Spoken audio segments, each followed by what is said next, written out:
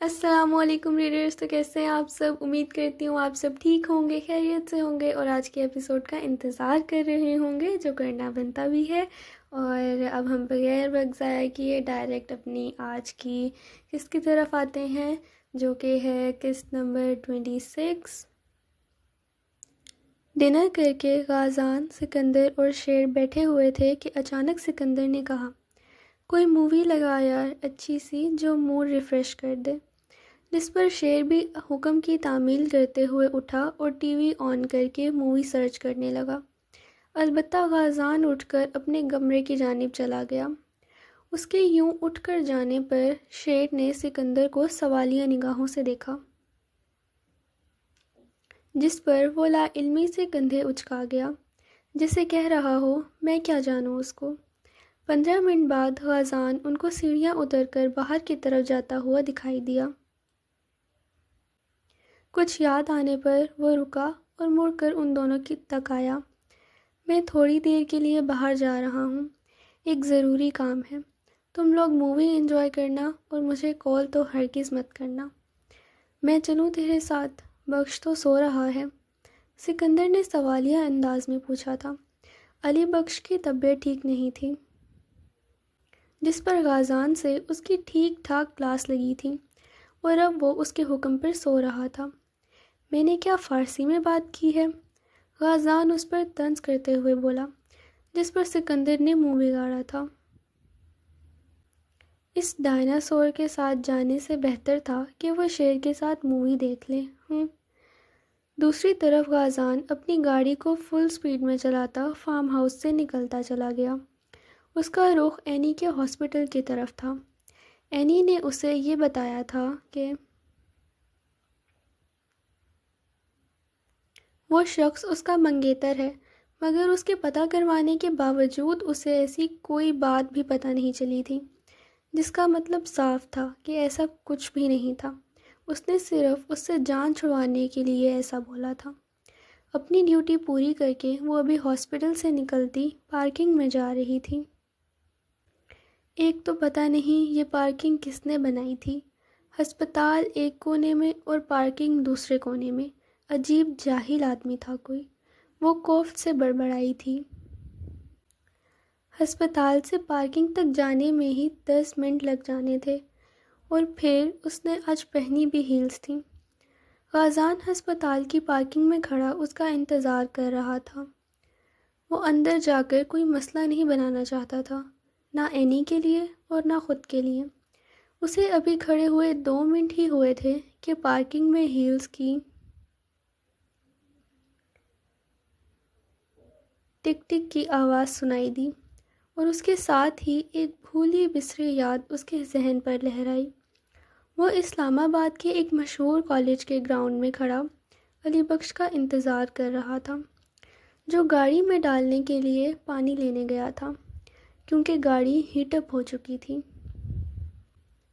وہ اپنے بابا کی جگہ یہاں پر چیف گیسٹ کے طور پر آیا تھا، حالانکہ آج اس کا کوئی موڈ بھی نہ تھا، مگر وہ اپنے بابا کی کوئی بات ٹال نہیں سکتا تھا۔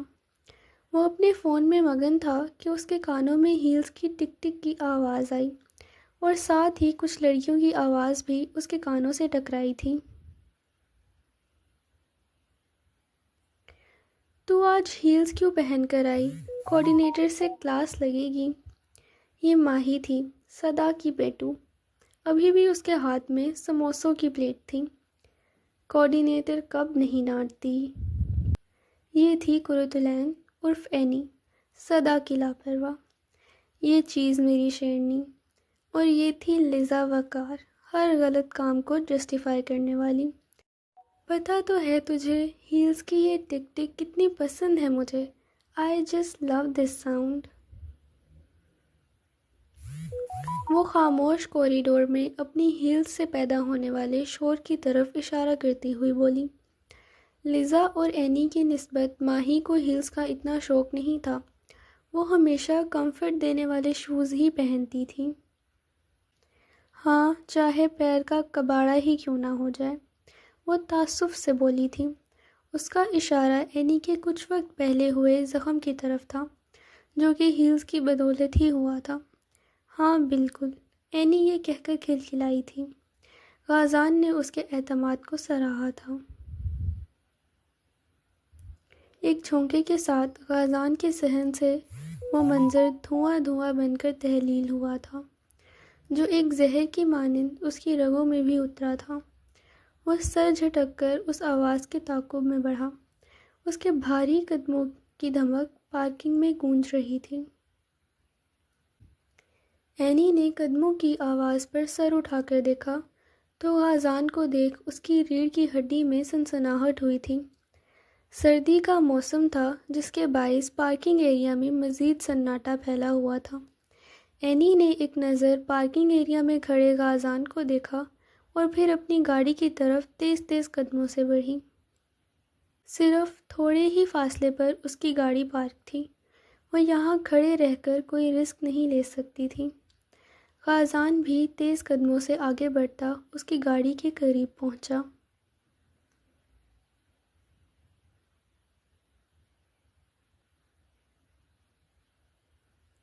اور گاڑی کے دروازے کے ہینڈل پر رکھا ہوا ہاتھ جھٹکے سے پیچھے کیا۔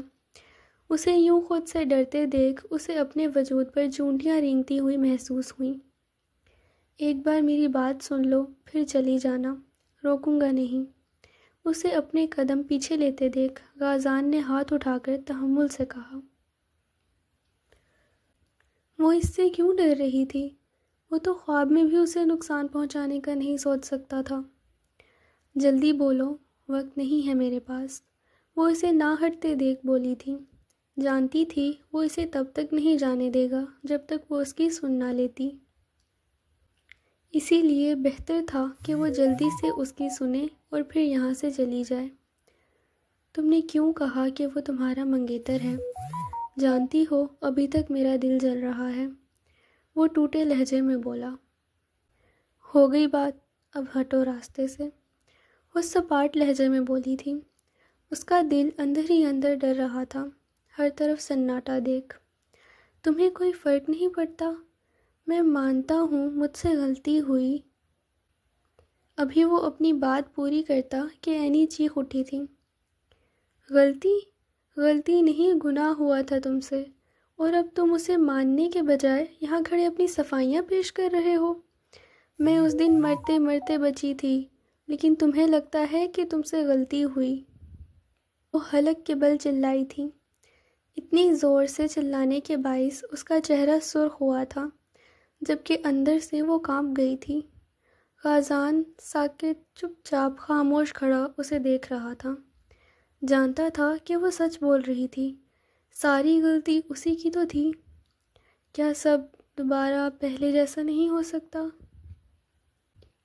چند لمحوں کے توقف کے بعد اس نے آس سے پوچھا تھا، نہ پہلے کچھ تھا، نہ اب کچھ ہے، اور نہ ہی ہوگا۔ یہ بات اپنے دماغ میں بٹھا لو۔ اسے سائڈ پر کرتے وہ اپنی گاڑی میں بیٹھی اور گاڑی کو زن سے بھگا گئی۔ زیادہ دیر یہاں رہتی تو اس کا سانس گھٹ جاتا۔ اس کے الفاظ یاد آتے غازان نے مڑتے پیچھے کھڑی ہوئی گاڑی کے شیشے پر پے در پے مکے مارے تھے۔ نہ جانے کس کی گاڑی کی کم بختی آئی تھی۔ اس نے سارا شیشہ اپنے ہاتھوں سے توڑ دیا تھا۔ پیشانی کی رگیں ابھری ہوئی تھیں، جبکہ سیدھا ہاتھ پورا خون سے سنا ہوا تھا، مگر پھر بھی اس کا غصہ کم ہونے کا نام نہیں لے رہا تھا۔ وہ اپنی گاڑی میں بیٹھا اور گاڑی فارم ہاؤس کی طرف ڈال دی۔ اس کے ہاتھ سے خون نکلنا بند نہیں ہوا تھا، اور شاید دل سے بھی۔ دل کا زخم اتنا گہرا تھا کہ ہاتھ پر لگے زخم کی پرواہ نہیں رہی تھی۔ ایپیسوڈ ختم ہو گیا۔ I hope you all like this episode. آپ لوگ اپنے ریویوز لازمی شیئر کیجیے گا کہ آپ کو آج کی قسط کیسی لگی، اور انشاءاللہ اگلی قسط جو بھی آئے گی اب وہ اس سے لینتھی ہوگی۔ آپ لوگ چینل کو سبسکرائب کر دینا، ویڈیو کو لائک کر دینا، بیل آئیکن کو پریس کر دینا تاکہ نیکسٹ جو بھی ویڈیو آئے آپ کو پتہ چل سکے۔ Make sure to give this episode a big thumbs up, and inshallah I'll come up with the next episode very soon. آپ لوگ اپنا بہت سارا خیال رکھیے گا. تب تک کے لیے اللہ حافظ.